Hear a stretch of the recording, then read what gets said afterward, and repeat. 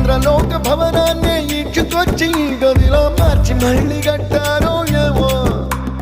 మాయజాలము తెలుసు మంత్రగారడి తెలుసు రెంటి కన్న ఇది ఇంకోటేమో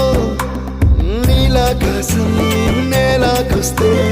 ఇట్టాగే ఉంటాదో ఏమో ఈ సంతోషం